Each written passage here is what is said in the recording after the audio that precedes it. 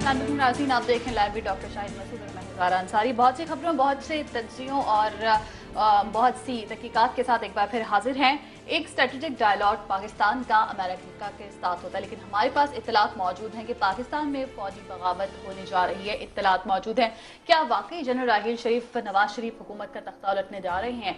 इस पर बात करेंगे। इंतहाई अहम और दिलचस्प बात है आपके लिए भी यकीनन। इसके साथ साथ एमक्यूएम के पेचीदा मामला किस जगह जा रहे हैं, इस पर बात करेंगे। साथ साथ बात करेंगे कि तालिबान से मुज़ाकरात का जो ऊंट है वो किसी करवट बैठेगा या नहीं। अपडेट्स साथ साथ सामने आ रही हैं, खबरें सामने आ रही हैं। अब से कुछ देर पहले भी हमने देखा कि तालिबान की कमेटी को लेकर भी खबरें सामने आई, उस पर बात करेंगे। प्रोग्राम का बाकायदा आगाज़ करेंगे। आपकी लाइव कॉल्स और SMS का इंतजार रहेगा। फेसबुक और ट्विटर पर भी अपनी फीडबैक्स हम तक पहुँचा सकते हैं। प्रोग्राम का आगाज़ करेंगे। डॉक्टर साहब की जाने पड़ेंगे। अस्सलाम वालेकुम। मैं ठीक ठाक। डॉक्टर साहब, इससे पहले कि बात करें एमक्यूएम के पेचीदा मामलात की, उस पर भी बात करेंगे और कि वो किस तरफ जा रहे हैं। एमक्यूएम की आज साबिक़ कमेटी भी मिली है बरतानिया में, उस पर भी बात करेंगे। लेकिन पहले मैं पूछना चाहूँगी कि क्या वाकई फौजी बगावत होने जा रही है? वाशिंगटन में क्या हो रहा है? वहाँ से खबरें सामने आ रही हैं। देखिए जी, ये वो मैं तो नहीं जानता कि फौजी बगावत होने जा रही है और होनी भी नहीं चाहिए, और सवाल ही पैदा नहीं होता कि कोई भी दुनिया का शख्स इसको वेलकम करे। लेकिन सूरत हाल ये है कि इस तरह की खबरें वाशिंगटन में गर्दिश कर रही हैं। सबसे पहले तो कल वाशिंगटन पोस्ट, जो कि एक इंतहाई मौकर अमरीकी, सबसे ज्यादा ज़ाहिर वाशिंगटन से एक ही अखबार निकलता है बड़ा, और वाशिंगटन पोस्ट। कल वाशिंगटन पोस्ट ने, उनके पॉलिटिकल साइंटिस्ट हैं, और वो पॉलिटिकल साइंटिस्ट जो हैं वो उन्होंने कल वाशिंगटन पोस्ट में एक बात लिखी। उन्होंने स्टडी किया है 2013 तक, 1960 से लेकर 2013 तक दुनिया में जितनी बगावतें हुई हैं, मिलिट्री कूज हुए हैं, उनको उन्होंने स्टडी किया है। और वो स्टडी करने के बाद उन्होंने मुख्तलिफ वजूहात बताई हैं कि किसी मुल्क में बगावत क्यों होती है। मईशत ख़राब हो जाए, सियासतदान अहल हो जाए, बाहर की फोर्सेज इंटरवीन हो जाए, सिविल वॉर हो जाए, ये हो जाए, वो हो जाए, सारा कुछ कर के उन्होंने फिर एक मैपिंग की है, मैथमेटिकल साइंटिफिक मैपिंग करके उन्होंने वाशिंगटन पोस्ट में कल छाप दी है। और उस रिपोर्ट में वो ये कहते हैं कि जिन मुल्कों में इस साल 2014 में फौजी बगावत होने का खतरा है सबसे ज्यादा, उसमें कुछ 40 मुल्क हैं, लेकिन सबसे ज्यादा हाईएस्ट रिस्क है, वो बयान कर रहे हैं पाकिस्तान का। उनमें पाकिस्तान का भी नाम, वो पाकिस्तान का नाम है हाईएस्ट रिस्क में। अफगानिस्तान के रीजन में वो अलग रीजन है, ज़ाहिर है वो सिविल वॉर होती है, जो भी मामला होते हैं, फौज पता नहीं एक फौज है, कितनी फौजें हैं, अफगान आर्मी कहाँ जाती है आगे, तालिबान में से कितने उनमें से तालिबान को चले जाते हैं, क्या होता है अप्रैल के बाद हम कुछ नहीं जानते, अप्रैल से पहले क्या होता है हम कुछ नहीं जानते अफगानिस्तान में। लेकिन पाकिस्तान का नाम उसमें बहुत ऊपर रखा है उन्होंने। सब सहारन कंट्रीज का नाम है, लेकिन वहाँ होती रहती हैं बगावतें। एक और बड़ी इंटरेस्टिंग बात है कि अभी कू हुई है, पिछले साल ही बगावत हुई है मिस्र में, मुर्सी को उठा के उन्होंने हटाया ना जनरल सीसी ने, तो वो कह रहे हैं कि इस साल फिर दोबारा दूसरी बगावत होने जा रही है मिस्र में। ये बड़ी इंटरेस्टिंग बात है। अमेरिकन का एनालिसिस है वाशिंगटन पोस्ट में कि इस साल फिर दोबारा मिस्र में बगावत होने जा रही है फौजी। और पाकिस्तान के अंदर कोई बगावत की बात है वो उन्होंने की, और वही कहते हैं कि जी यहाँ की मईशत, यहाँ के मामला सारे जो उन्होंने अपने साइंटिफिक, मैं उस डिटेल में जाऊंगा, लेकिन उन्होंने मैपिंग की, इकोनॉमी, ये वो सारा फैसले, बॉर्डर्स की सूरत वगैरह, और हमारा जो एनालिसिस है मैथमेटिकल एनालिसिस, एक तो ये हो गई। अच्छा, इसको मैंने ठीक है, एक रिसर्च है, एक एनालिसिस है, लेकिन उसके बाद उसके 24-48 घंटों के बाद एक और वाकया वहां पे हुआ है वाशिंगटन में, और वो ये हुआ है कि यूएस कमेटी, जो इंटेलिजेंस की कमेटी है यूएस की, अभी इंटेलिजेंस की कमेटी बड़ी इंपॉर्टेंट होती है क्योंकि इनको इनपुट मिलता है सारी CIA और FBI और होमलैंड सिक्योरिटी वगैरह वगैरह सारी। तो उनकी जो कमेटी है, उन्होंने उनकी जो इंटेलिजेंस कमेटी है, उन्होंने वहां पे जाके यूएस सेनेट के सामने एक उन्होंने स्टेटमेंट दी है।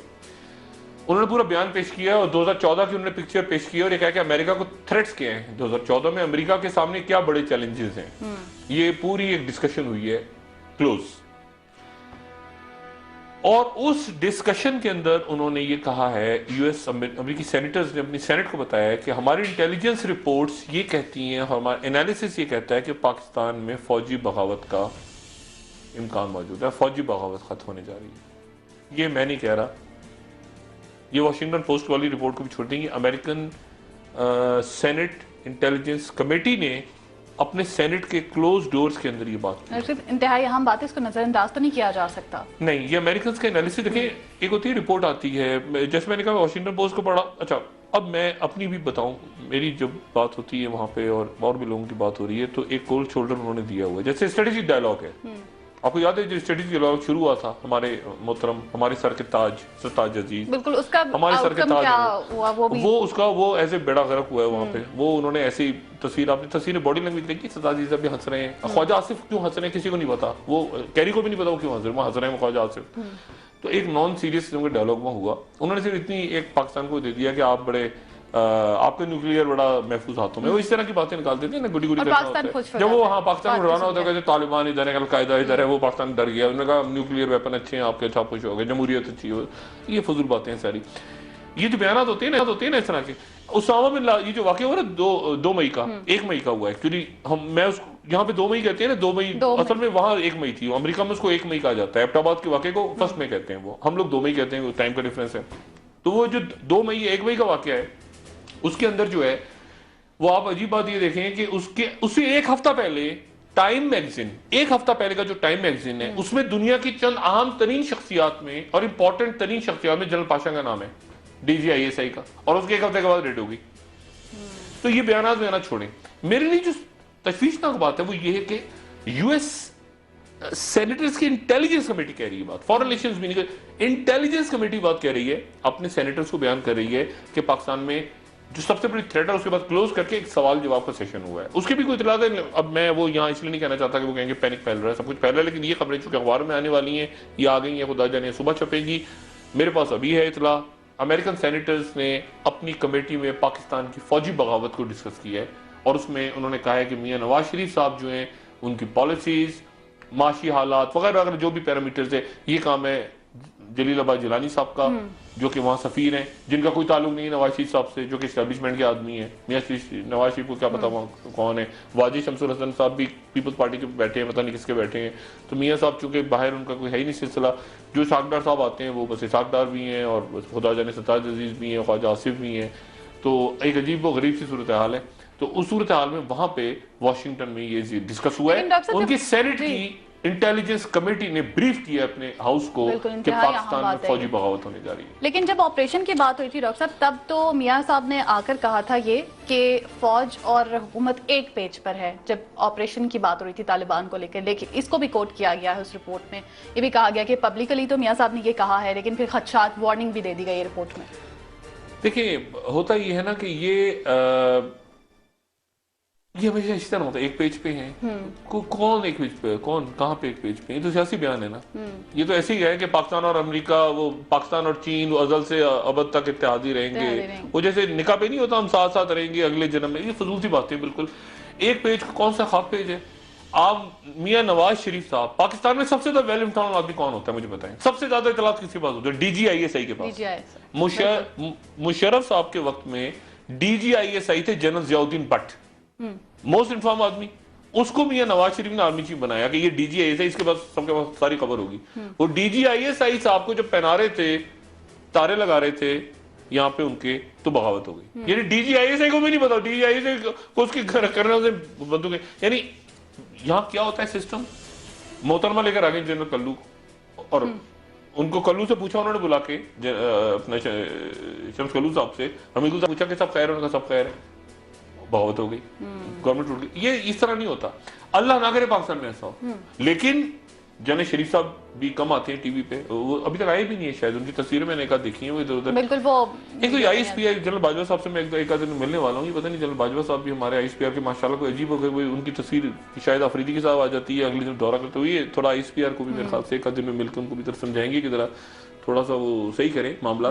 लेकिन ये है कि ISPR भी कुछ फॉरेन ऑफिस बनता जा रहा है, रवायती किस्म के बयान दे रहा है, जरा दम पकड़े और थोड़ा सा जरा चीजों को टेक करके। जैसे पिछले दिनों ये हुआ, उनको जाके मारकुट लगी ना, ये जो गुंडा नासिर थे, ये जो आप चेक पोस्ट पर लगे, ISPR बिल्कुल ISPR का कोई रोल नहीं था, ये उल्टी सीधी खबरें निकलना शुरू हो गई। उसके बाद जाके मीडिया ने जरा थोड़ा, मीडिया में तो बैठा है ना एक फितना, तो ये मार दिया वो मार दिया, बेगुनाह मर गए, फलां मर गए, फलां मर गए, कुछ नहीं हुआ था। वहां जाके क्रिमिनल्स को मारा था और बड़े अच्छे टारगेट अचीव किए थे। ये जो भी टारगेट ऑपरेशन हुआ था ये खजूरी चेक पोस्ट पे, तो ISPR थोड़ा सा दम पकड़े जरा, और ठीक है एक्सटेंशन वगैरह मिल जाएगी बाजवा साहब को, ऐसा कोई मसला नहीं है, लेकिन काम अपना ठीक करें मेरे ख्याल से। डॉक्टर साहब, दूसरी डेवलपमेंट पर चलते हैं। तालिबान टॉक्स को लेकर, कमेटी को लेकर बात की है, कहाँ पर खड़ी है? मौलाना अब्दुल अजीज साहब के हवाले से ये बयान सामने आ रहे थे कि उनसे कांटेक्ट किया जा रहा है ताउन के लिए मेजर आमिर साहब की जानिब से। उस बारे में मैं आपसे जानना चाहूँगी कि मेजर आमिर मीडिया पे नहीं आ रहे हैं, इज्तनाब कर रहे हैं, लेकिन आपकी उनसे इस हवाले से कोई बात हुई हो, आपको कुछ मालूम हो, इन दोनों का ताल्लुक के हवाले से भी जानना चाहूँगी। मेरी अभी बात हुई मेजर आमिर साहब से। अच्छा। मेजर आमिर साहब से मेरी अभी 15 मिनट पहले बात हुई। ये तालिबान कमेटी को, इस पूरी कमेटी में असल आदमी मेजर आमिर है, ये आप ज़हन में रखें। इसमें असल आदमी ना इरफान सिद्दीकी है ना रहीमुल्ला, इसमें असल आदमी मेजर आमिर है, ठीक है। जो अपने जो उनका हल्का अहबाब है, जो उनके राब्ते हैं, जो उन पर ट्रस्ट है लोगों को। रसूल शाह मोहम्मद साहब के बारे में कल मैंने बताया था कि वो ऐसे ही एक हैं। रहीमुल्ला यूसुफ बड़े क्रेडिकल आदमी है, सॉफ्ट आदमी है, वो ज़्यादा उलझते नहीं है इन मामला में, शरीफुल नफ्स आदमी है। मेजर आमिर साहब अच्छे ज़रा अग्रेसिव, पुराना ISI का बैकग्राउंड और अच्छे बड़े नफीस आदमी है। मिडनाइट जैकॉल में उनका नाम आता रहा बीबी की हुकूमत गिराने के लिए, लेकिन उसके बाद उनके ताल्लुकात अच्छे हो गए जरदारी साहब से। जैसे मैंने बताया था DGIB की, वो कहते हैं कि ऑफर हुई, और मुझे अच्छी तरह पता है कि वो मिलते थे डॉक्टर कयूम सुमरो से, जरदारी साहब से उनकी जाती मीटिंग होती थी, ये मेरी अपनी नॉलेज में। मेजर आमिर साहब जो हैं वो असल रोल प्ले कर रहे हैं। दो शख्सियात अब्दुल अजीज नाम के जब नाम आए ना, तो आप भी और नाज़रीन से गुजारिश है कि जरा कंफ्यूज ना हो। एक है मौलाना अब्दुल अजीज। मौलाना अब्दुल अजीज साहब वो हैं जो लाल मस्जिद वाले हैं, ठीक है ना, जो अब्दुल रशीद साहब के भाई थे और भाई हैं, और अब्दुल रशीद साहब वहाँ पे उनको शहीद कर दिया गया था। और अब्दुल अजीज साहब जो हैं वो उसके बाद वो बुरका और सारा किस्सा हुआ, वो लाल मस्जिद के हवाले से। दूसरे हैं शाह अब्दुल अजीज। शाह अब्दुल अजीज जो हैं वो बड़ा इंपॉर्टेंट कैरेक्टर हैं। वो हैं शाह अब्दुल अजीज जो समीउल हक साहब के बड़े करीबी साथी हैं, और 2002 में इलेक्शन लड़के कौमी असेंबली में पहुंचे थे। अच्छा। और जिनके और फिर उसके बाद 2008 में कत्ल हो गया था, यहाँ पे पोलिश इंजीनियर को मार दिया गया था, तो शाह अब्दुल अजीज साहब को अरेस्ट कर लिया था 2009 में ऑपरेशन के दौरान। बड़ी रखते हैं। हाँ, और उनका कर्क से ताल्लुक है, उनको सामने लाके बड़ी तस्दीक हुई थी और उनको बड़ा तमाशा हुआ, तो फिर रिलीज हो गए थे। शाह अब्दुल अजीज साहब बड़े गहरे आदमी, बहुत गहरे, और बड़े उनका बड़ा असर और रसूख है अलकायदा के सर्कल्स में भी, तालिबान के सर्कल्स में भी, अक्रॉस द बॉर्डर दोनों तरफ, और बड़े जो बड़े एक जबरदस्त आदमी है।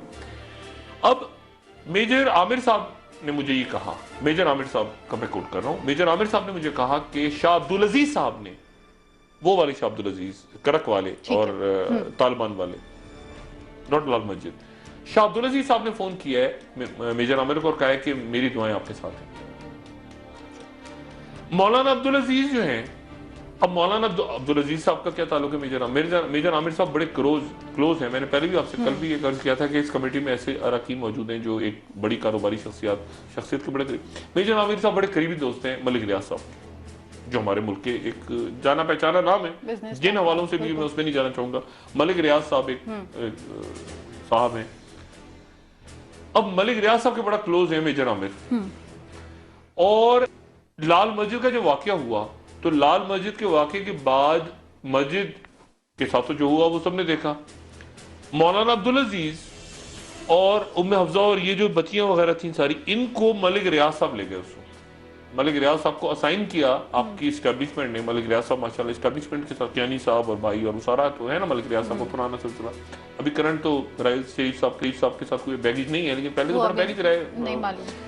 तो अब मसला ये हुआ कि वो मलिक रियाज साहब ने इस तरह के काम भी करते हैं। मलिक रियाज साहब मसाजिद और ये और वो सारा, ये लाल मस्जिद भी बनाने में उनका रोल है, जो नई लाल मस्जिद दोबारा बनी है।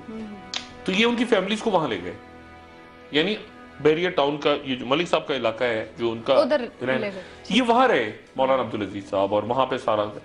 अब हुआ ये कि मौलाना अब्दुल अजीज साहब यानी बड़े मशहूर, और बहुत सारी बच्चियां, एक और भी इस्लामाबाद में शख्सियत हैं ताजी खोकर, जो आजकल जेर हिरासत है, उन्होंने भी कुछ बच्चियां अपना मदरसा वगैरह बना के वहां पे रख लिया। एक दफा मैंने पूछा उनसे, मैंने कहा जी सुने? हाँ, उन्होंने कहा हाँ बिल्कुल, मैंने ये काम किया रही। अब मेजर आमिर साहब जो है वो, अब खुदा जाने क्या मामला हुआ कि कल अचानक एक खबर निकल पड़ी और चलना शुरू हो गई कि मौलाना अब्दुल अजीज से राब्ता किया है मेजर आमिर ने, या पता नहीं मेजर आमिर ने मलिक रियाज से राब्ता किया है कि मौलाना अब्दुल अजीज से मेरी बात करी। ये छपकी टिकट चलना शुरू हो गए आज भी वाली खबर। अच्छा, उसके बाद वो मेजर आमिर को आके पब्लिकली कहना पड़ा कि मैंने कोई राब्ता नहीं किया, मौलाना अच्छा, अब मुसीबत ये है कि वो कह रहे हैं, अब मुझे नहीं पता मौलाना अब्दुल अजीज साहब का टिकट चल रहा है। अब मौलाना अब्दुल अजीज साहब जो है बड़े प्यारे जबरदस्त आदमी है, इनके मैंने खाना खाया था जब ये लाल मस्जिद ऑपरेशन में, तो बताऊंगा बाद में, क्योंकि ऑपरेशन के दौरान मैं अंदर था मस्जिद में, आपको शायद याद हो, मैंने ही सारा अंदर से एक बुरी याद है मेरी, बहुत बुरी यादें हैं उसकी। लेकिन बहरहाल अब हुआ ये है कि मौलाना अब्दुल अजीज साहब और मेजर आमिर साहब के दरमियान में कई मलिक रियाज हैं, तो मलिक रियाज साहब ने सारी सेटलमेंट करवाई थी। अब वो मौलाना अब्दुल अजीज आपने टीवी पे आके कहना शुरू कर दिया, और आगे जब मेजर आमिर को मजबूरन, हालांकि कल ये मीटिंग में डिसाइड हो गया था कि कोई टीवी पे नहीं आएगा, मेजर आमिर साहब को टीवी पे आना पड़ा। तो इस कमेटी में वो कहते हैं ना, अच्छा आज मैं इंतजार करता रहा सारा दिन के इरफान सिद्दीकी साहब कब जलवा अफरोज होंगे, उन्होंने कहा था मैं रोज ब्रीफ किया करूंगा। अब अंदर इतनी खटपट पड़ी है कि वो मेजर आमिर, अच्छा सीरियसली काम मेजर आमिर कर रहे हैं सर, मैं आपको फ्रैंक जो मैं आज बता रहा हूँ ना, इसमें सीरियस काम सिर्फ मेजर आमिर कर रहे हैं, बाकियों को टीवी पे आने का शौक है, मेरी तरह टीवी पे आके बैठने का शौक है, ठीक है। इसमें जो सीरियस काम हो रहा है वो मेजर आमिर का हो रहा है, और दो लोगों से उनकी बात हुई जो बड़े संजीदा लोग हैं। एक हैं शाह अब्दुल अजीज, मौलाना अब्दुल अजीज साहब को साइड करके, मौलाना साहब का भी बड़ा हल्का है, क्योंकि जाहिर है लाल मस्जिद की बच्चियां और ये सारे वो, लेकिन शाह अब्दुल अजीज इंपॉर्टेंट है और फजलुर रहमान खलील इंपॉर्टेंट है, और मौलाना अब्दुल अजीज वही करेंगे जो मलिक रियाज कहेंगे उनको। ये मौलाना अब्दुल अजीज साहब जितने, हाँ ये शाह अब्दुल अजीज साहब की तस्वीर आ रही है, ये बड़े इंपॉर्टेंट आदमी है, ठीक है, ये टीवी पे जो आ रही है ये बहुत इंपॉर्टेंट आदमी है, ये असल आदमी है, और ये वो असल आदमी है जिनके थ्रू राब्ता हो रहा है। अच्छा, ठीक है, और ये इनको तालिबान के अंदर और अलकायदा के जो सेक्शंस हैं, जो भी मैटर करते हैं लोग सारे, इंतजार क्या हो रहा है इस वक्त इंतजार हो रहा है मुल्ला मोहम्मद उमर के खत कि मुल्ला मोहम्मद उमर, ये बातें चली ना, इमरान खान का नाम दे दिया, फलाने का दे दिया, ये सारे फजूल बातें। मैं आपको एक बात मैंने कल आपसे की थी ना कि लाल के हकीमुल्लाह महसूद पे ड्रोन से पहले मामला खराब हो गए थे। हकीमुल्लाह महसूद के ऊपर ये जो हमला हुआ था, मिसाइल हमला, इससे पहले एक मुआहदा भी साइन हो गया था, मैं यहां तक बताऊं, एक मुआहदा तक साइन हो चुका था, ठीक है ना। तो ये और मौलाना फजलुर रहमान खलील जो कि सऊदी अरब में हैं, जिनके बारे में मैं कल बताया, ये दो लोग हैं, बस इन दो लोगों को नजर में रखें आप, और बाकी जो जितने ये नजर बट्टू बैठे हैं। डॉक्टर साहब इस पर मजीद बात करेंगे, इंटरेस्टिंग पॉइंट्स हैं, ब्रेक का वक्त है ना, के बाद एक बार फिर हाजिर होंगे और तालिबान टॉक्स को लेकर जो कमेटी की एमक्यूएम के हवाले से बात, जी एमक्यूएम के हवाले से भी बात करेंगे कि वो मामला किस हद तक पेचीदा है और वो क्या हो रहा है, क्या सूरत हाल है, आपको बताएंगे इस ब्रेक के बाद। Stay tuned.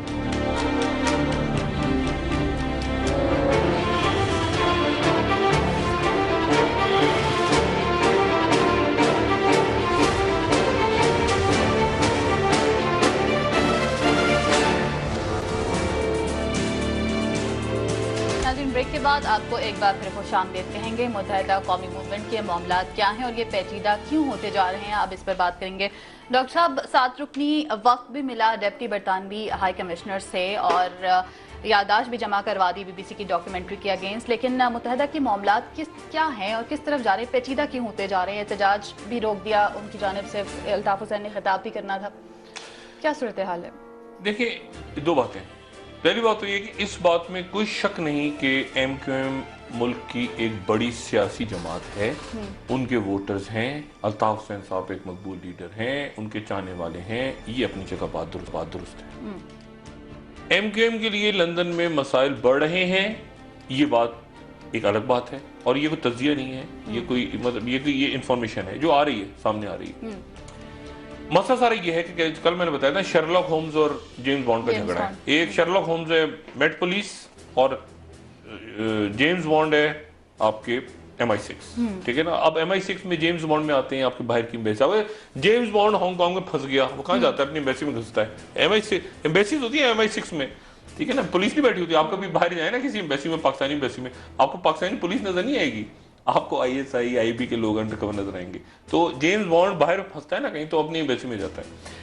अच्छा, अब मसला ये है कि बाहर के हाई कमिश्नर जी वो बेचारे, वो उनका काम होता है एप्लीकेशन वो ले रहे हैं। असल मसला है लंदन का और लंदन मेट्रोपॉलिटन पुलिस का। अच्छा, ये जो जितनी इंफॉर्मेशन हुई है, जो BBC ने डॉक्यूमेंट्री बनाई है, वो BBC को दी गई है स्कॉटलैंड यार्ड की तरफ से, यानी पुलिस की तरफ से, और उनको दी है पाकिस्तान के सियासतदारों ने। मैं आपको मुस्तकिल कह रहा हूँ, कह रहे हैं ना सामने लाया जाए। ये प्रोग्राम मैं पाकिस्तान से कर रहा हूँ, ये प्रोग्राम मैं कोई अर्जेंटाइन में बैठ के नहीं कर रहा, वो यहीं पर मौजूद हैं। मेरे एमक्यूएम के भाइयों को अच्छी तरह पता है, पता होना चाहिए, वो यहीं मौजूद हैं बंदे। वो कहते हैं ना, वो कहाँ ढूंढ रहे हैं, वो इधर ही मौजूद हैं। खालिद शमीम भी इधर ही हैं, वो कामरान भी इधर ही और काशिफ भी इधर ही हैं और काफी दिनों से हैं और रिकॉर्ड हो चुका है बयान, रिकॉर्डेड बयान आगे उनका हसास अदारे ले चुके हैं, हसास अदारों ने आगे दे भी दिया है बयान।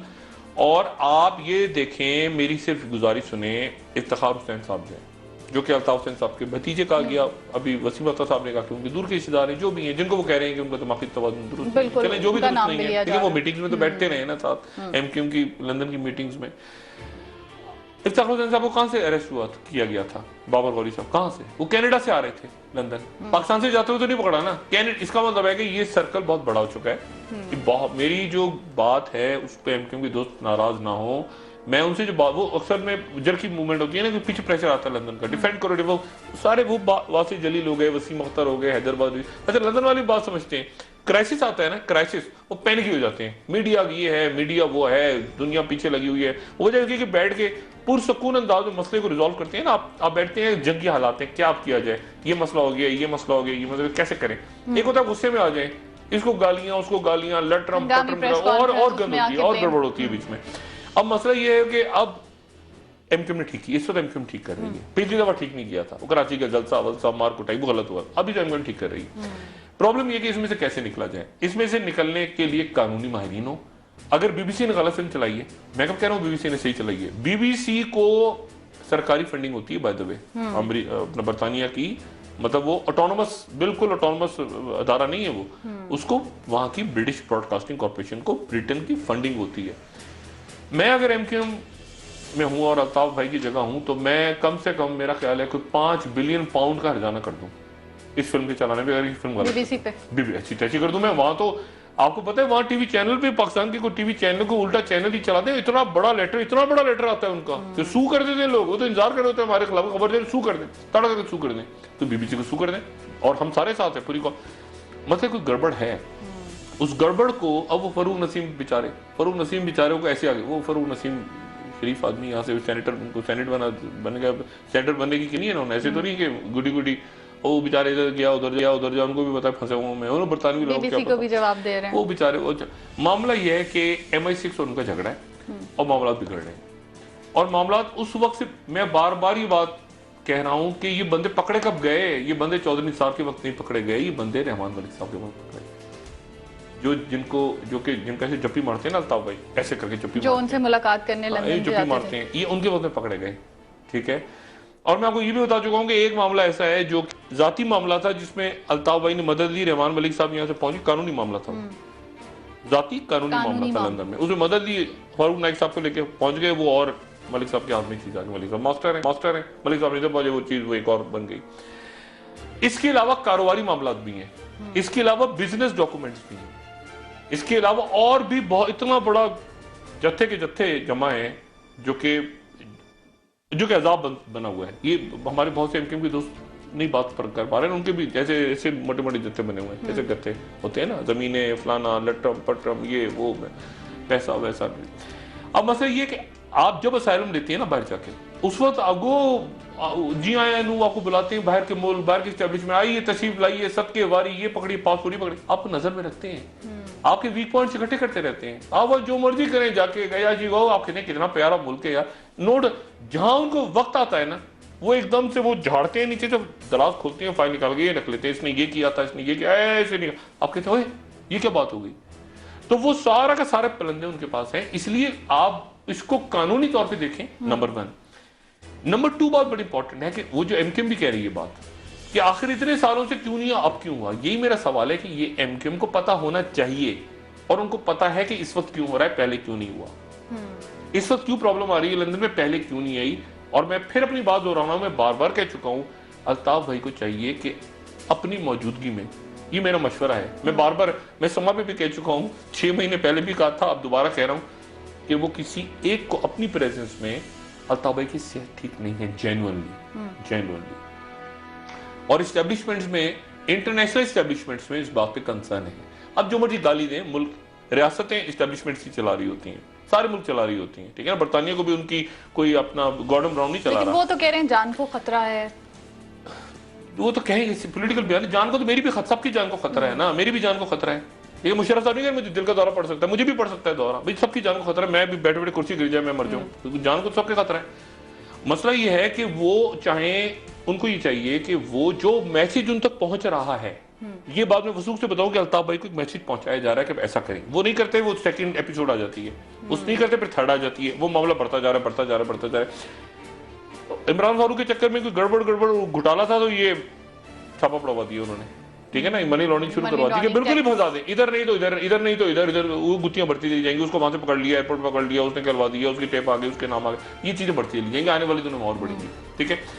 इसलिए अल्ताफ, और बीच में मैं बताऊं, बीच में अब मैं बहुत बड़ी बात कहने लगा, बीच में अल्ताफ भाई को अच्छा मैसेज भी भेजा गया, इस्टेब्लिशमेंट ने अच्छा मैसेज भी भेजा। अब आपको ये अच्छा मैसेज कैसे भेजा? बिल्कुल ऐसे भेजा कि एक सीट, अब मैं बहुत अजीब सी बात कहने लगा हूं, लेकिन एक सीट बाकायदा अल्ताफ भाई को मैसेज पहुंचाया गया कि ये सीट आप नहीं जीत रहे, लेकिन ये सीट भी आपको दी जा रही है। अच्छा। कौमी असेंबली की सीट अंदरूनी सिंध की बाई इलेक्शंस में दी गई, ठीक है। मैं नहीं चाहता एमक्यूएम मेरी तदीफ करे इस बात की, मगर इसको रखें, मेरे पास भी बातें, उनके पास भी बातें, इसको रखें। यहां तक बात गई, इस हद तक इस्टेब्लिशमेंट ने कहा कि ये कोई जो बात वो मैसेज दे रहे हैं उस बात में सॉफ्टनेस आ जाए। एक सीट भी अंदरूनी सिंध के इलेक्शंस में, वो इलेक्शंस फौज की निगरानी में हुए थे, यहां तक मैं कहता हूं, वो सीट बाई इलेक्शंस की एमक्यूएम ने ले ली और मैसेज दे दिया लंदन में कि ये सीट भी आपको दी है। उसके बावजूद लचक नहीं आ रही, वो लचक। अच्छा, अब अल्ताफ भाई को मेरा क्या मशवरा है, और भी बहुत सारे मामला होंगे, मैं बीच में, मुझे नहीं पता क्या मामला होंगे। मुझे इतना पता है एक दो जनरल पाशा जाके मिले थे अल्ताफ भाई के साथ, मुझे इतना पता है, मुझे और भी कुछ चीजें पता होंगी। अब मसला ये है कि वो जो मैसेज दिया जा रहा है ना, इस्टेब्लिशमेंट में हकीकतन इस बात का कंसर्न है कि खुदा ना खास्ता अल्ताफ भाई की तबीयत खराब हो गई, अल्ताफ भाई गुस्से में आ जाते हैं, कभी नाराज हो जाते हैं, अपने कारकुनों पे भी, अपनी राब्ता कमेटी में भी बहुत दफा प्यार भी बहुत करते हैं, वो तो गुस्से में भी आ जाते हैं, तकरीर करते हुए गुस्से में आ जाते हैं, उससे और गड़बड़ हो जाती है, ठीक है। तो एक मैसेज जा रहा है आगे कि खुदा ना खास्ता, जैसे मैंने कहा था ना, बीबी की तो निकल के आ गई ना पटारे में से एक वसीयत, वो पता नहीं क्या थी, बहरहाल अब छोड़ दें, लंबी कहानी है, वो वसीयत निकल के आ गई, उसको इस्टेब्लिशमेंट ने सपोर्ट किया और वो चल पड़ी। इस्टेब्लिशमेंट उसको ना करती, वो ऐसे चीटों मोड़ जाती। अल्ताफ भाई को कहा जा रहा है कि आप एक नंबर 2 अनाउंस कर दें, ये क्या, क्योंकि डर ये लग रहा है कि खुदा ना खास्ता अल्ताफ भाई की तबीयत खराब हो गई है, कोई बात ऐसी ज्यादा खराब हुई तबीयत, तो ऐसा ना हो कि अंदर स्प्लिंटर ग्रुप्स बन जाए, क्योंकि स्प्लिंटर ग्रुप्स बड़ी पार्टियों की तरह एमक्यूएम में भी मौजूद हैं और अजीबोगरीब, वो किसी को नहीं मानते, ये इसको नहीं मानता, वो उसको नहीं मानता, और सेक्टेरियन तौर पे भी मसला है। ये जो पहले दोनों मसला हुआ था ना कराची में, झगड़ा हुआ था अंदर हमाद सदीकी साहब वाला, इसमें भी एक सेक्टेरियन एंगल था, मैं डिस्कस नहीं करूंगा। तो सेक्टेरियन ग्रुप्स ना बन जाए। कराची में मौलाना औरंगजेब फारूकी साहब, देखे ना, मौलाना औरंगजेब फारूकी साहब एक कुवत पकड़ रहे हैं कराची के अंदर, कराची में और लोग मौजूद हैं इस वक्त जो कि मजहबी जमातें हैं। कराची में एक ऐसी जगह है जो कि तहरीक इंसाफ ने ले ली है, एक बैठे हुए एएनपी वाले जो इंतजार कर रहे हैं कि उनको इशारा हो, उनको इशारा होगा 2 मिनट में शुरू हो जाएंगे एएनपी वाले भी, वो भी ऐसी गुडी गुडी सारा लिबरल मोहब्बत महाजिर पठानी ऐसे ही है सारी। आपको याद नहीं ज़ुल्फ़िकार मिर्ज़ा के वक्त क्या हुआ, सुबह उधर कट्टी बाड़ी की गोलियां, इधर 20 गिरे, उधर 50 गिरे, एक कराची में टर्मोइल आ जाएगा, और इस वक्त कोई टर्मोइल नहीं चाहता। इंटरनेशनल एस्टेब्लिशमेंट क्यों नहीं चाहती? क्योंकि एग्जिट कराची से हो रहा है, एग्जिट कराची पोर्ट कासिम से तो नहीं हो रहा ना, कोई आपके गवादर से तो नहीं हो रहा, वो सारे यहीं से निकलते हैं। हिसाब किताब कौन बनाता है? महाजिर। लेकिन ट्रक कौन चलाता है? पठान। इंटरनेशनल एस्टेब्लिशमेंट की भी जान निकलती है कि यार पठान महाजिर झगड़ा ना हो जाए कहीं, ठीक है ना। तो उन्होंने दोनों को ठंडा किया हुआ है, वरना तो खून के प्यासे एक दूसरे के। असफंदियार वली साहब ट्रक तो वो पठान चलाएगा ना, वहां से कंटेनर चलेगा, और हिसाब किताब कौन बनेगा कराची में? एक सैकी होती है ना, वो एमक्यूएम से ताल्लुक रखने वाले वो लोग, ये ऑफिशियल काम, ये सारा उतर रहे हैं नंबर, और ट्रक रात भर चला के वो चमन क्रॉस करेगा या कोई खबर।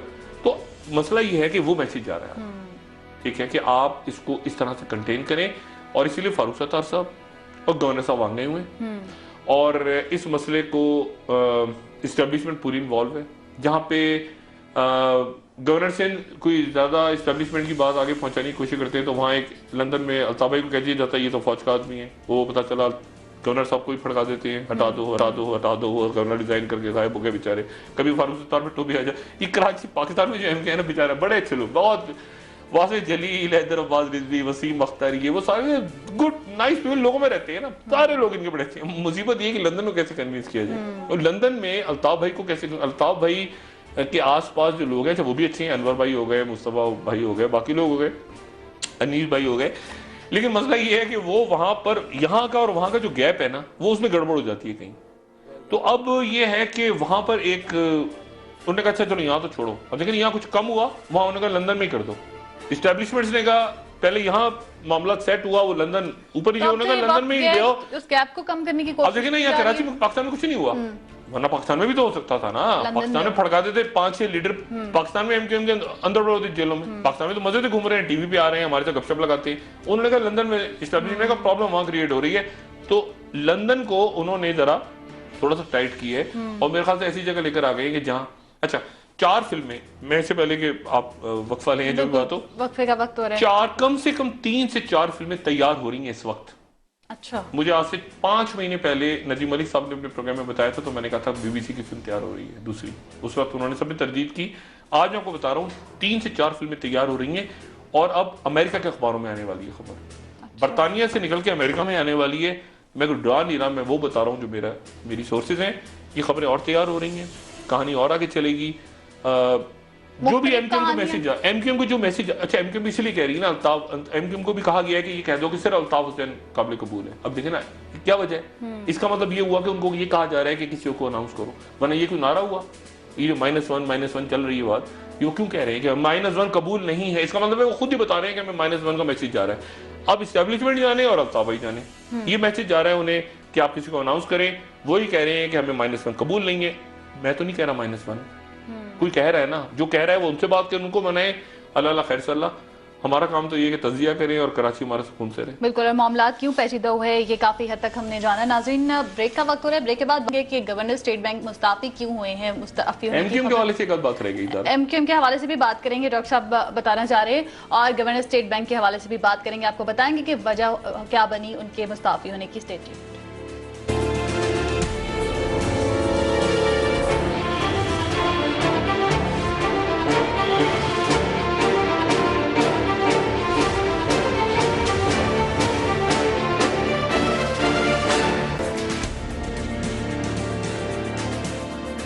नाज़रीन, ब्रेक के बाद आपको एक बार फिर खुशामदीद कहेंगे। बात करेंगे नई हुकूमती तकर्रियाँ तनाज़ात का जो रिवाज है वो कायम करती जा रही हैं, क्या वजूहत हैं। इससे पहले चेयरमैन नादरा का मामला हमारे सामने आया, चेयरमैन पैमरा, चेयरमैन पीसीबी और गवर्नर स्टेट बैंक के मुस्ताफी होने की भी बात सामने आई, क्या वजूहत है, इस पर बात करेंगे। डॉक्टर साहब, इससे पहले कि मैं इस टॉपिक पर जाऊँ, ब्रेक से पहले आपने कहा कि एमक्यूएम से मुतालिक एक और बात आप बताएंगे। देखिए, एमक्यूएम ने अच्छा किया कि एक तो आज अपनी उन्होंने एहतजाज पोस्ट और कर ले गए वो, क्योंकि मैसेज गालिबन यही कराची को बंद नहीं होना चाहिए। मैसेज गालिबन उनको यही दिया जा रहा है कि कराची को बंद ना करें तो संडे को एहतजाज कर रहे हैं, वो आज करवाते हैं। और रात तक मैंने आपसे कल भी कहा था ना कि उनको काउंटर करने के लिए रिलीजियस फोर्सेज हैं कराची में। तो कल रात को मौलाना औरंगजेब साहब बैठे हुए थे, आपने देखा जमात अहले सुन्नत वल जमात का इज्तिमा चल रहा था, और वो बैठे रहे उस वक्त जब तक एमक्यूएम ने ये नहीं कहा कि हम आज पोस्टपोन करके इसको इतवार को लेके जा रहे हैं। तो ऐसी सूरत क्रिएट नहीं करनी चाहिए। कराची में देखें, अगर खुदा ना खास्ता कराची में अगर खुरेजी हुई तो किसी के लिए मुनासिब नहीं है, लेकिन जो सबसे ज्यादा नुकसान होगा इसमें वो एमक्यूएम का होगा। एमक्यूएम पॉलिटिकल फिगर है। और एक बात एमक्यूएम की, एमक्यूएम से लाख आप एमक्यूएम का पूरे, एमक्यूएम जो across the board religious harmony है ना, वो एमक्यूएम बड़ा अच्छा प्ले करती है। इतना अच्छा और कोई पार्टी प्ले नहीं कर सकती। एमक्यूएम उधर से ईद मिलादुन्नबी भी कर रही है, इज्तिमात भी कर रही है, मुहर्रम पे भी इनके लोग मौजूद हैं, देवबंदी भी मौजूद। मतलब एमक्यूएम का एक वो जो इस वक्त रोल है ना, वो बड़ा इंपॉर्टेंट है। तो इस चक्कर में आके कि खुदा ना खास्ता वो सेक्टेरियन बन जाए, एमक्यूएम ने कोशिश की है बीच में से, ये गलत प्ले कर रहे हैं एमक्यूएम। एमक्यूएम ने अपने सेक्टेरियन कलर देने की भी कोशिश की, जैसे मैंने बताया था पिछले दिनों एमक्यूएम ने सेक्टेरियन कलर देने की कोशिश की, फिर उससे निकले, उससे अच्छा वो निकले एहतराम थानवी साहब के साथ देवबंदी हैं, उनके साथ तस्वीर उतरवाई, बहुत अच्छा किया अल्ताफ भाई ने, सेक्टेरियन झगड़े में ना पड़े। और ये जो अच्छा किया कि इतवार को लेके इजाजत वगैरह करें, ब्रिटिश हाई कमीशन, ये वो सारा चलता रहता है। असल मामला कानूनी है। ये मुशर्रफ साहब का केस जैसे सियासी बना के उलझा दिया ना इन्होंने, अहमद रजा खजूरी साहब ने 73 का लटम पटम, ये पॉलिटिकल मामला, पॉलिटिकल इसको हैंडल करने, देखेंगे क्या मैसेज आ रहा है क्या नहीं आ रहा। कोई नहीं चाहता कि खुदा ना खास्ता जो है वो कोई खुरेजी हो कराची में, कोई टेक ओवर कर ले एमक्यूएम को, कोई निकल के आ जाए, कोई हकीकी वगैरह। लेकिन जैसे जैसे इस मामला ये तूल पकड़ेगा, फिल्में और आएंगी बाहर की मीडिया में, पाकिस्तान की मीडिया को छोड़ देना, यहाँ तो केबल ही चल जाए बड़ी बात है, लेकिन मतलब बाहर फिल्में आएंगी और अमेरिका की मीडिया में आने वाली है। जो मैं बार बार बात कर रहा हूँ, अमेरिकन मीडिया में आएगी बात खराब होगी, लेकिन अमेरिकन की मीडिया में आएगी क्योंकि वो ऐसे चलते हैं, पहले वो ब्रिटिश पिक करता है वहां से वो फिर बात खराब हो जाती है। तो उससे पहले और मैं डिप्टी हाई कमिश्नर भी नहीं है, अब डिप्टी हाई कमिश्नर से वो जो भी करें, असल मामला लंदन में सुलझा दें। जो मैसेज आपको एस्टेब्लिशमेंट दे रही है वो मैंने भी दे दी आपको। ठीक है, वो सब आपको भी पता है, आप खुद भी कह रहे हैं ना कि नहीं अल्ताफ भाई के बगैर कबूल नहीं होगा, नहीं कबूल होगा, हम भी चाहते हैं नहीं कबूल होगा, उनको तय करें और क्या मामला है उनको वो जाने, आप जाने, कहानी बसी है। ठीक है डॉक्टर साहब, अगले टॉपिक की तरफ चलते हैं। हुकूमती तकर्रुरियां तनाज़ात का जो रिवाज है वो अभी भी है। गवर्नर स्टेट बैंक मुस्ताफ़ी हो गए, इसहाक डार साहब के साथ इख्तिलाफात, उनका मौक़िफ़ सामने आया था कि उन हुकूमती पॉलिसियां उनको तस्लीम नहीं थी। देखिए ये जो बात आपने शुरू में प्रोग्राम की थी ना कि वाशिंगटन में इस वक्त कंसर्न ये है, वो जो बात कर रहे हैं वो कह रहे हैं कि इनसे हुकूमत नहीं चल रही, बात वो कह रहे हैं इनसे चल नहीं रही, ठीक है ना। आपकी स्टैब्लिशमेंट और मियां साहब एक ही पेज पे हैं नहीं है, मैं छोड़ दें कौन सा पेज है कौन सी किताब है, ये ऐसे ही होता है सारा, ठीक है।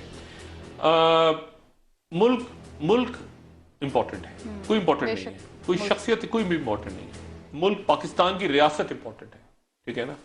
और कोई भी शख्स डिस्पेंसिबल, वो कहते हैं हम मेरे बगैर नहीं चलेगा, ऐसे जो लोग कहते हैं मेरे बगैर दुनिया नहीं चलेगी, उनकी कब्रें आज बनी हुई, कब्रिस्तान में जाएंगे लाइन से कब्रें नजर आएंगी। आप रियासत इंपॉर्टेंट, मुल्क इंपॉर्टेंट होते हैं। बहुत सारी की मुल्क चलाना है आपने, मुल्क की माशी सूरत अभी आप सितंबर में उनसे भीख लेकर आएंगे, 6 अरब प्लस IMF पे लेकर आए आप, और उसके बाद दिसंबर में लिया और आपने जो वादे किए थे आपने बेड़ा गर्क रहे हो, ऐसे नीचे चलेगी। अभी यासीन अनवर साहब का है, इसहाक डार साहब को तो नहीं अच्छे लगते, वो खुदा जाने क्यों नहीं अच्छे लगते, मेरे बड़े अच्छे, बहुत अच्छे इसहाक डार, बड़े सॉफ्ट आदमी, अच्छे आदमी है, लेकिन बहरहाल इसहाक डार साहब जो वजीर बनते हैं तो वजीर हो जाते हैं हमेशा, हर वजीर होता है, वजीर नहीं होता तो कुछ और होता है, फिर वो अवाम में हो जाता है।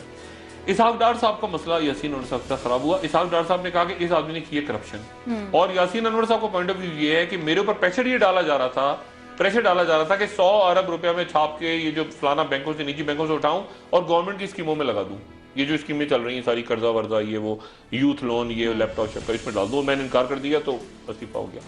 ये 4 आपके स्टेट बैंक के गवर्नर्स हैं, 4, ये चौथे गवर्नर हैं जो मुद्दत पूरी होने से पहले रिजाइन कर गए। वो हफीज कारदार चले गए, वो उससे पहले वो डॉक्टर शमशाद अख्तर चले गए, मतलब ये सारे जो हैं ये एक एक करके चलते चले जा रहे हैं। और इनके कोई बेटे का एक्सीडेंट हो गया था, ये सिंगापुर चले गए थे, वहां से वापस आए, बता एक और डिप्टी गवर्नर लगा दिया, वही जैसे तारिक मलिक के साथ हुआ था, इन अ बैड टेस्ट। ये जो चीजें होती हैं ना, ये बाहर मॉनिटर होती है, लेकिन आप जो ये IMF आप भीख मांग रहे हैं ना जाके, यहाँ तो वैसे तुरम खान चल रहे हैं, चाय लाओ मेरे लिए, पानी लाओ मेरे लिए, गाड़ी खड़ी करो, वहां जाते ऐसे खड़े हो, ऐसे करके यूं खड़े हैं, जॉन कैरी ऐसे, जॉन कैरी। अभी IMF के वहां गए तो दुबई में मुज़ाकरात हो रहे हैं, ऐसे दे दो भाई मुज़ाकरात, अब आपके वो शुरू, यानी चक्कर शुरू हो गया ना सारा, उधर प्राइवेटाइजेशन, उधर फलाना, उधर इस पूरी चीज को मॉनिटर, ये कहती है, ये कहलाते पॉलिटिकल इकोनॉमी। मैंने एक दिन पूछा, मैं यहाँ बात नहीं करना चाहता, ब्रीफिंग हो रही थी जनरल कैनी की, मैंने जनरल कैनी से सिर्फ एक सवाल पूछा, मैंने कहा जनरल साहब मुझे ये बताइए, अगर आज आपका इंडिया से आप खुल जाए आपका ईस्टर्न बॉर्डर, खुदा ना खास्ता, वेस्टर्न बॉर्डर वैसे ही आपका हॉट है ना वेस्टर्न बॉर्डर, ईस्टर्न को भी मैं हॉट ही समझता हूँ, वहां से छेड़खानी होती रहती है इंडियंस की तरफ से। मैंने एक सवाल हो जाए, क्या चीजें होती हैं आपकी क्या चीज इंपॉर्टेंट, असला तो इंपॉर्टेंट नहीं होता, असला तो होता है, असला फौज तो इराक में भी थी, क्या इंपॉर्टेंट, मोरल इंपॉर्टेंट होता है, फौज क्या मोरल है, कौन क्या मोरल है, इकोनॉमी कैसी है, बिजली किस तरह चलेगी, ब्लैकआउट, मोरल। अब आपने सभी को ठुस कर दिया, एक निकम्मा आता है, उसके सुपर निकम्मा आके बैठ जाता है, सुपर निकम्मा जाता है, उसके टेट्रा निकम्मा बैठ जाता है आके, यानी चोरों का टोला बिठाया हुआ आपने सारा। ये किस तरह क्या होगा? जनरल कैनी साहब ने उसी तरह हाथ पे आता तो बाहर जाके सिगरेट विगरेट पी करने का डॉक, ये तरह बात तुमने मुझसे की, वो मैं नहीं कहना चाह रहा, लेकिन मसला ये सारा कि मुल्क ने भी तो चलना है ना। अब एक बच्चा क्यों उसको, यानी क्यों बच्चे पढ़े जब उनको पता है कि चोर के बच्चे ने आके पेपर लेके और यहाँ पे डॉक्टरेट की डिग्री ले लेनी, कल को जो देखे ना डिग्री के साथ डॉक्टरेट की डिग्री ऐसे लोग MPhil PhD के लिए जाने दे देते हैं बच्चे बेचारे, आपके मुल्क के, आपकी कौम के, और एक से एक चोर को आपकी डॉक्टरेट डिग्री मिल रही है, डॉक्टरेट की डिग्री, फलाने को डॉक्टरेट की डिग्री, फलाना डॉक्टरेट। आपने देखा तमक किस तरह बिक रहे हैं, यानी जो फैज अहमद फैज को मिला है, या जो आपके हबीब जालिब को मिला है इस मुल्क में, या जो अशफाक अहमद को मिला है, ये जो बड़े बड़े अदीबों को मुल्क में मिला है, तमगा हुस्न कारकर्दगी और बड़े बड़े आपके सिविलियन एजाज, वो देखें आपके लोगों को मिले 5-6 साल में। आप देखें लिस्ट तो पढ़े, आप कहेंगे आपको नफरत होनी शुरू हो जाएगी कि यार है ये हो क्या रहा है। बिल्कुल। देखिए बात ये है सारी कि इस तरह एक लिमिट होती है, एक हद होती है, ये दुनिया भी देख रही है। अब छोड़ दें, अब क्या हुआ है, बगावत हुई ना, मुर्सी को फेंक दिया उठा के उन्होंने, मुर्सी इलेक्टेड आदमी था, मुर्सी को फेंका उठा के, $10 बिलियन दे दिए उनको अरब मुल्कों ने, मुर्सी को तो नहीं दिए, फौजी को के बाद दिए। इसलिए जो पॉलिटिक्स लिमिट होती है, ये सिंध में भी सूरत हाल है, सिंध में भी यही, मैं आज आपके प्रोग्राम में रिकॉर्ड कह रहा हूँ, लोगों का ख्याल है कि सारे कब्जे वब्जे, ये खेल वेल, सारा पैसा बाहर निकल गया, एक एक चीज अंडर वॉच, ऐसे बटन दबेगा और गड़बड़ जैसे आप कहते हैं माइक्रोस्कोप के नीचे। नहीं, एक एक चीज माइक्रोस्कोप के नीचे है। ये डिप्लोमेटिक बैग, आपके ख्याल से इनमें पैसा जाता है तो क्या मैं अब बात नहीं करना चाह रहा, ये डिप्लोमेटिक बैग में लोग पैसा बन के जाते हैं ना कि डिप्लोमेट चेक नहीं हो रहा, इसके तरीके हैं बड़े, ये भी बड़ा मॉनिटर होती है कि चीज कैश कहाँ गया, कौन किधर गया, क्या हुआ सारा। तो बात सारी ये है कि इसको हमने किस तरह से आगे चलाना है, मियां साहब ने किस तरह से इकोनॉमिक पॉलिसीज करनी है, किस तरह से, मतलब है कि इसको वो खुश नहीं है, वो से मुराद मेरी अमेरिका नहीं है, वो से मुराद मेरी ये है कि उनके पास पल्स जारी है कि पाकिस्तान के अंदर बेचैनी है, इनसे लोगों से काम नहीं हो रहा। मियां साहब के लिए क्या चीज इंपॉर्टेंट है? मियां साहब ने एक काम तो बहुत अच्छा किया है और बहुत अच्छा किया काम, और वही उन्होंने ये किया है कि उन्होंने ये मुज़ाकरात की कमेटी बना के कम से कम ये फौरी तौर पर ऑपरेशन, लेकिन उसके साथ ही मैसेज क्या जा रहा है वहां पे, वजीर उनके प्राइवेटली क्या कह रहे हैं कि ऑपरेशन होने जा रहा है, ऑपरेशन होने जा रहा है, मारामारी, जिसके नतीजे में नॉन सीरियस नजर आ रही है। हर आदमी कह रहा है कि ये कमेटी, मैं भी ये कह रहा हूँ, मूवमेंट्स हो रही है ना, एक गुस्सा है कि यार क्या मतलब है, क्योंकि 6 महीने आपने ऐसे गुजार दिए, 6 महीने के बाद आपने एपीसी की पटारे में से क्या निकाला, ये इरफान सिद्दीकी है, ये मेजर आमिर हैं, ये मेजर आमिर ने कहा सलीम साफी से, सलीम साफी ने कहा मैं नहीं आऊंगा, उसने कहा तू आ जा, उसने कहा तू आ जा, अब फरमाइशी टिकट चल रहे हैं, कई टिकट फरमाए, टीवी चैनल से फोन कर करके फरमाइशी टिकट जो है वो, हाँ इमरान खान का भी आ रहा है, इमरान खान आना चाह रहे हैं, उनको भी शामिल करें, उनको शामिल कर दिया जाए। इमरान को पता नहीं, अब इमरान मैं तो समझने से काफिर हूँ, अब समी उलग चले गए तो इमरान खान आ जाए, इमरान खान को इसको हेड करेंगे इरफान सिद्दीकी साहब और नीचे बैठेंगे इमरान खान, इमरान, मतलब कुछ समझ नहीं आ रहा। आपने इरफान साहब के कॉलम्स पढ़े, इरफान, मतलब ये अजीबोगरीब बात है। मैं इस, ये नहीं, नॉन सीरियसनेस है एक्चुअली, ये नॉन सीरियसनेस है, और ये नॉन सीरियसनेस इसी को देख के जो तालिबान के लोग हैं वो कह रहे हैं कि मामला सारा का सारा ऑपरेशन की तरफ लेके जा रहे हैं। लेकिन उनकी जानिब से भी अभी तक मजलिस शूरा की जानिब से उनकी कमेटी का ऐलान नहीं, उनके पहले नाम तो आ गए थे 3 परसों, जो मैंने कल के प्रोग्राम में बात की थी, मुल्ला फजलुल्लाह जो उनके हैं, उन्होंने फिर बात की दोबारा। लेकिन हुकूमत यहाँ जो कुछ नॉन सीरियसनेस हो रही है ना, देखिए मैंने आपसे फिर कहा कि ये फजल खलील साहब पीछे हट जाएंगे, वो हट गए थे एक लेवल में पीछे, और शाह अब्दुल लतीफ पीछे हट जाएंगे, वो ये नॉन सीरियसनेस देखेंगे ना। आज ब्रीफिंग होनी थी, आज ब्रीफिंग क्यों नहीं हुई? आज होनी थी ना, इरफान सिद्दीकी साहब को ब्रीफिंग दी नहीं, क्यों नहीं दी? क्या प्रकाश हो रही? वो उन्होंने कहा दिनों में हो जाएगा मामला तय, हफ्तों में, महीनों में नहीं, सालों में, दिनों में। रोज की ब्रीफिंग देना, आज क्या हुआ, कल क्या हुआ, परसों क्या हुआ। आज तो तनाजात खड़े हो गए, अब्दुल अजीज साहब कह रहे हैं कुछ और, सलीम साफी साहब ने कॉलम लिख दिया, मुझे बुलाया गया था, मैं नहीं आया, फलाना, जो एक अजीब प्रोसेस है।